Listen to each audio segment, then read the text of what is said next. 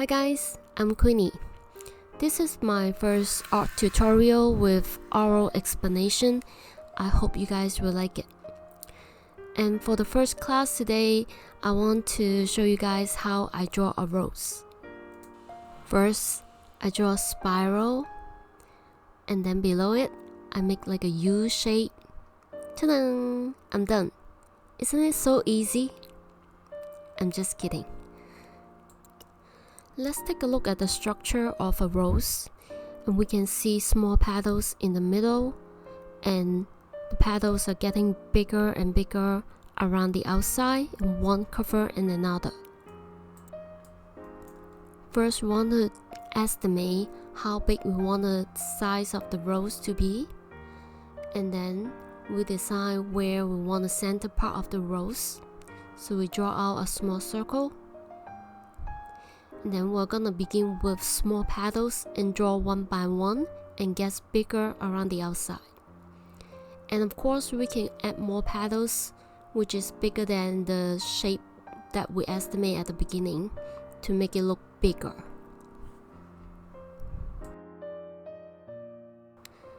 So now I start from the middle and draw like a semicircle, and then go around it. I draw more similar shape, or you can draw even like a moon shape, and then just repeat the same steps and go around, make the shape curvy, and remember to do it one by one and one longer than the other. So that means you have to make your lines longer.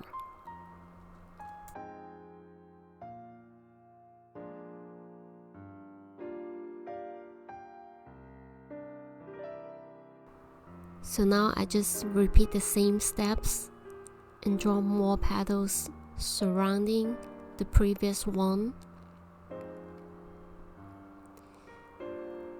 At the beginning, when you draw out the shapes like that, you might think that you need to erase and correct the curveness of your line, but that is okay.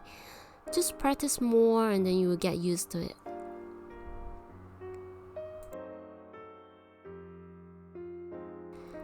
Now I'm ready to draw the petal on the right side, and it will be a little different from the way how we draw it, because from this angle you can actually see the side of the petal. So I'm adding a line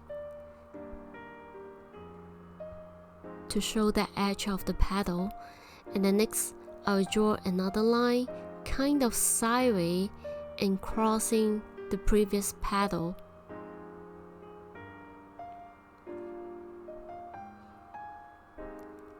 And then I'll draw out the shape of that new petal.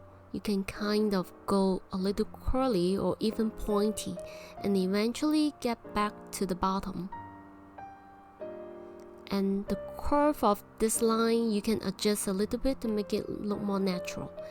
And remember to draw the side of the petals on the top down to be kind of hiding into the big petals. For now, I'm drawing how I understand the structure of a rose, but it will be easier if you look into a real rose or a photograph to figure out where you should draw those lines. And then now, from this angle, when you draw the petals on the top, you will see only a little bit of those petals. But when you're drawing the petals that's on the side or even the bottom, you will see the petals a lot more. So that means you have to make the shape bigger. You can see how long this curve that I draw right crossing the front part of the rose. And then draw out the shape of this petal. And so far the whole drawing that we have right now is almost like the same size that we estimate at the beginning. And want to take a look at which part we should add more petals. I'm gonna add 2 more petals on both sides of the rose. And then also I will add 2 more big petals at the bottom.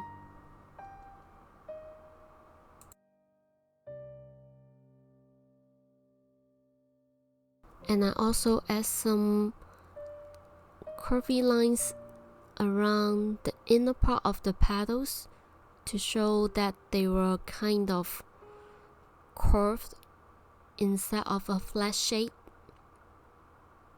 And when we color it, we can see how the petals being kind of round, carrying the center part of the rose. And the whole drawing looks kind of balanced, so I will just keep it like that.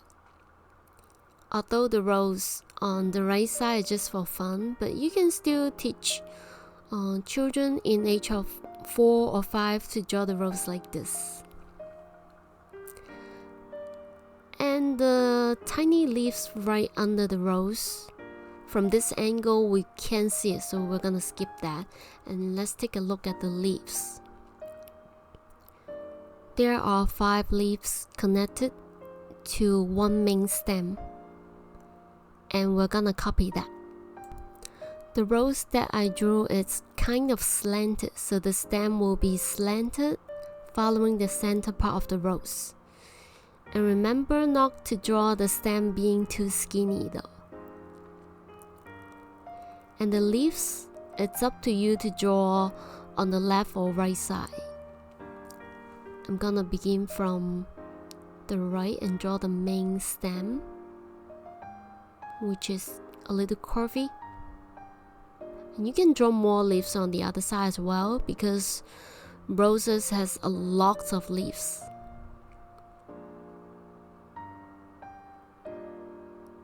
Now I will draw more tiny stems connected to the other leaves.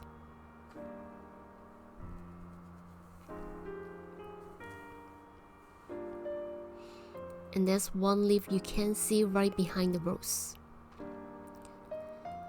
And I think you guys know how to draw leaves. I'm not gonna explain too much, but the leaves we can see it's kind of pointy. I will capture that as well.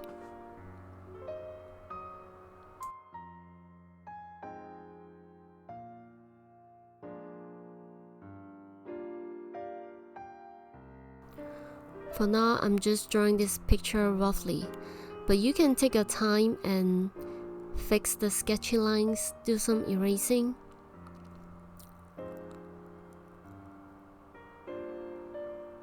And this drawing is just a practice. And later we're gonna look at a photograph and try to copy it and color it to make it complete.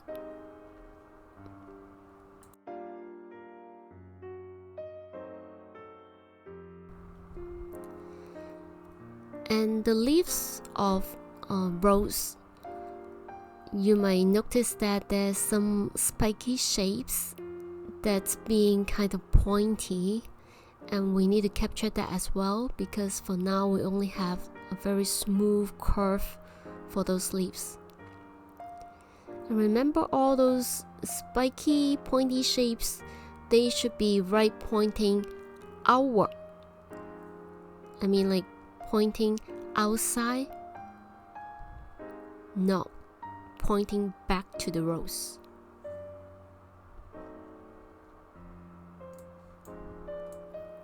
When I draw the spiky shapes on the leaves, I'm not trying to make both sides look symmetrical. Means I'm not counting like how many little spiky pointy angles to be the same number on both sides. I don't think I need to do that, because they were just natural leaves. Okay, I'm done with this practice. And then I found a picture on the internet, and I want to copy it, turn it into my own drawing.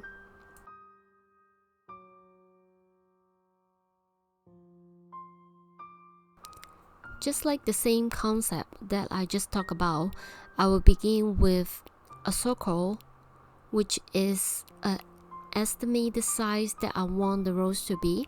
But of course, I'm gonna add more petals bigger than this oval. And then I always like to begin with the small petals in the middle and drawing one bigger than the other. But since now we're looking at the photograph, it will be much easier to draw just from our imagination, because we can see where the line or shapes that we should draw. And you don't have to copy exact same rows that you see there, because I think drawing should be kind of free, not being stressful to copy exact same thing, because you're not a copy machine anyway. And I think drawing flowers is much easier than drawing anything else, because there are no flowers look exact same. Even when you look at one flower and turn it to a different angle, and it looks like a different flower. So I'm not trying to copy the exact same curveness or like the same size of each petal. I like to change it a little bit. I might want to turn the angle of that petal, or change the curve, change the size a little bit, or I might skip some petals that if I don't want, or I can add extra petals. As long as you understand the structure of a rose, how one petal covers another and getting bigger on the outside, the outer part of the rose. And you are gonna use what you understand about the rose to draw it. And then I'm gonna speed up to draw the rest of those petals. And use the same way that how I draw the leaves before. And remember the little spiky shapes.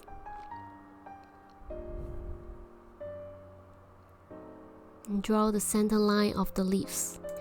Today I'm gonna color with color pencils. You can choose whatever color you want. I'm gonna put pink, yellow, and a light orange. This light orange is almost like a skin color or like peach. And that peach color will be for blending. Okay, let's get started. Doesn't matter which petal you want to begin first. I'm gonna go with pink and start from the outer part of the petal.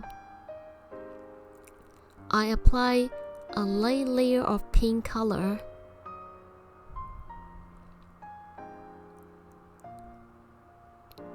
Do it gently and try to make it look smooth.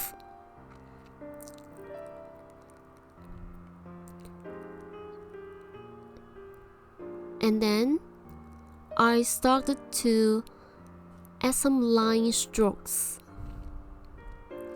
And those lines are being a little curvy and trying to follow the curve of the petal. And they were pointing back into the deep center part of the rose. And by doing that way, the petal will look three-dimensional. And then I'll apply yellow, but this yellow I'm not gonna make it too strong, because yellow is just for brighten up the rose. But the main color of the rose will be pink. It's much easier to use yellow because it's a very bright color. You won't see any messy lines on this yellow.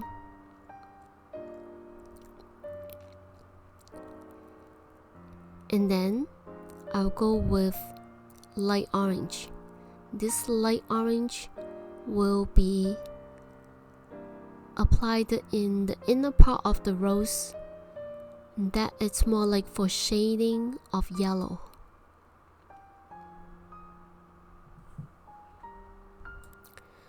When I use all those three colors, and it's okay to have them overlap each other a little bit, because when they touch and blend together, and the color looks a little close to orange, which is just like the orange that I'm using now.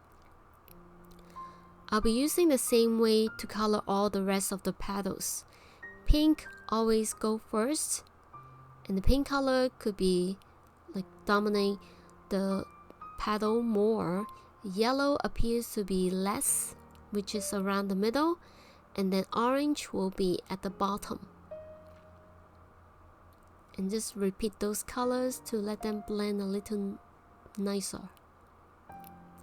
I'm gonna speed up the whole process because I'm just using the same way to color.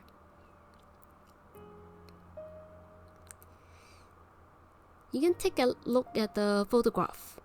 You might find out that the center part of the rose appears to be more yellow and orange because the center part of those petals are kind of new and fresh compared to the outer part of the petals.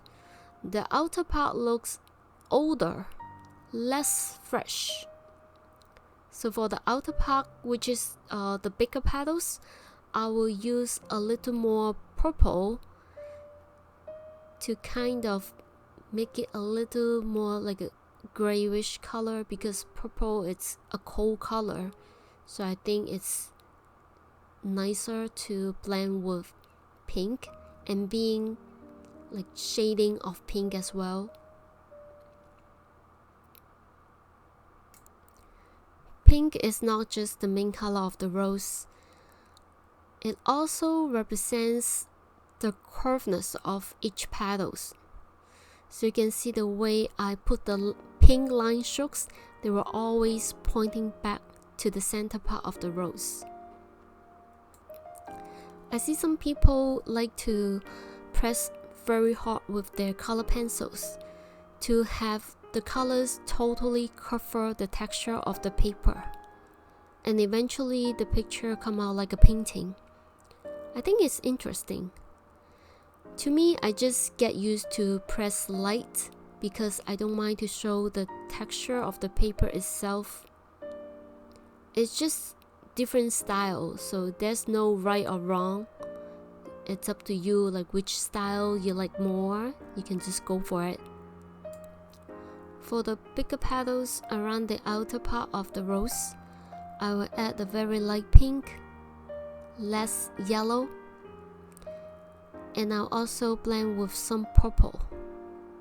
Because like I said before, purple is a cold color. When you put purple on those big petals, those petals will look a little less fresh compared to the yellow petals in the middle.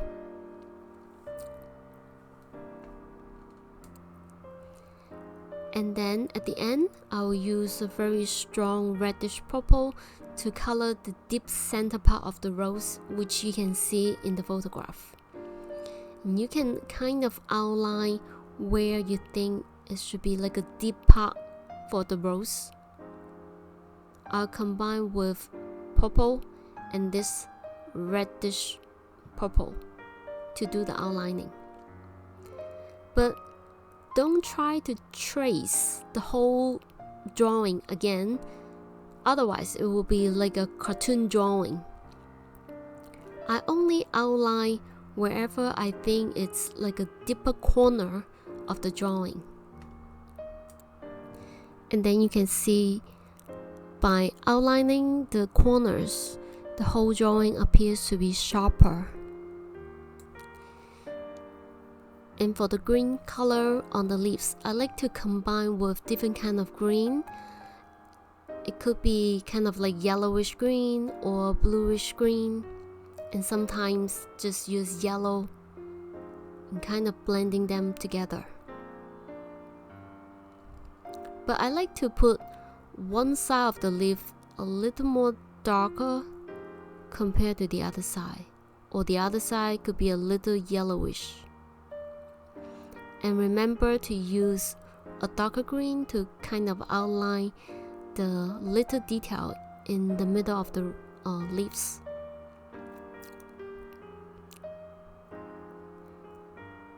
When I color, I'll try my best to make all the lines coloring one way, facing one direction, and that helps you to blend the color better. And then at the end, you can also use a darker green, kind of outline the leaves a little bit, but just focus at the corner, like how you did with the flower. I never trace the whole picture one more time. And I also use a little blue to show the shadow right on top of the leaves that's created by the flower. Okay, I'm done with my drawing. I hope you guys would think that this video is helpful. Like I said, this is my first art tutorial with explanation, and English is not my first language. I'm trying my best to explain well. And if you have any comment, please let me know, and hopefully I can improve a lot better next time. And thanks you guys for watching. Bye.